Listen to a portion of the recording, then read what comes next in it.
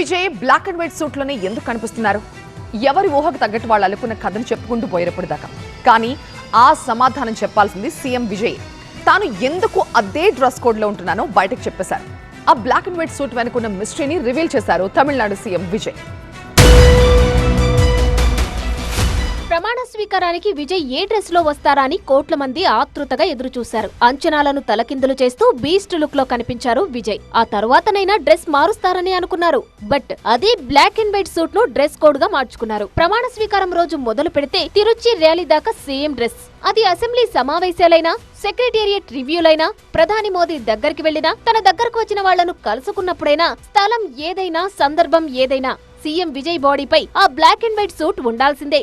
CM గా ప్రమాణ స్వీకారం చేసిన నాటి నుంచి ఇప్పటి వరకు మరో డ్రెస్ లో కనిపించేదే లేదు. దీనిపై విపక్షాలు రకరకాల కామెంట్స్ చేశాయి. దీనిపై విపక్షాలకు మైండ్ బ్లాక్ అయ్యేలా క్లారిటీ ఇచ్చారు సీఎం విజయ్.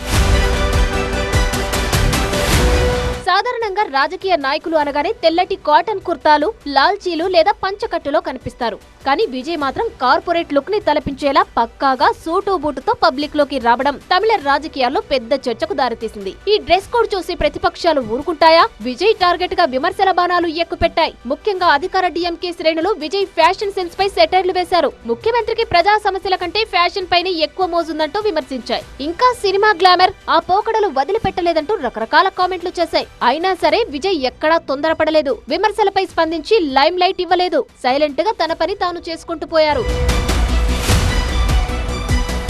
కానీ ఇన్నాళ్లకు ఆ బ్లాక్ అండ్ వైట్ సూట్ వెనుక ఉన్న అసలు రహస్యాన్ని విప్పారు సీఎం విజయ్. తిరుచిలో జరిగిన భారీ ర్యాలీలో విజయ్ ఎప్పుడూ వేసుకునే బ్లాక్ సూట్ లేకుండానే కేవలం వైట్ షర్ట్ తో కనిపించి షాక్ ఇచ్చారు. సరిగ్గా అదే సమయంలో సభలో ఉన్న ఒక వ్యక్తి బ్లాక్ సూట్ ఎందుకు వేసుకోలేదని ప్రశ్నించాడు. అంతే, విపక్షాల విమర్శలన్నిటికీ ఆ ఒక్క ఆన్సర్ తో నోళ్లు మూయించారు.